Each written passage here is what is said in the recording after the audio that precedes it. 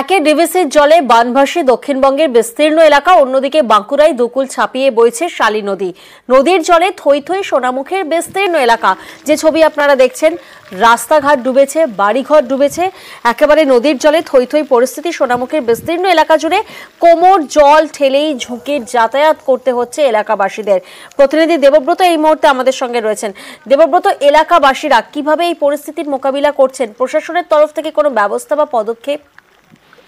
একেবারে প্রিয়াঙ্কা, দেখো, প্রশাসনের পক্ষ থেকে এখনো পর্যন্ত কোনো ব্যবস্থা নেওয়া হয়নি। তবে প্রশাসন আশ্বাস দিচ্ছে তাদের পাশে সর্বদাই রয়েছে। কারণ সোনামুখী ব্লকের ধানসুলা গ্রাম পঞ্চায়েতের যে কাশীপুর রয়েছে, কাশীপুরের পাশ দিয়েই বয়ে গেছে শালী নদী।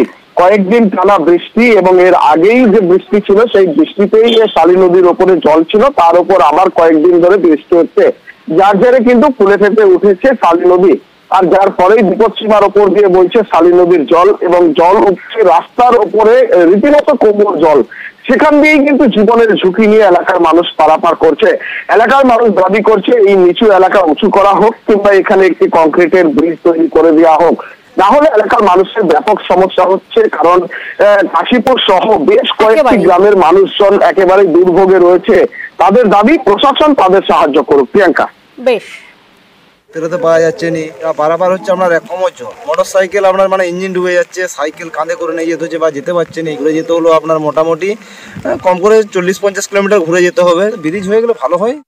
সমস্যাটা অনেক দীর্ঘদিনের, এটা আমাদের জেলা পরিষদ থেকে করার জন্য বলে দেওয়া হয়েছে। এটা এখন এস্টিমেশন আছে, এবার ধরুন এস্টিমেট হবে, টেন্ডার হবে, তারপর আপনার হবে।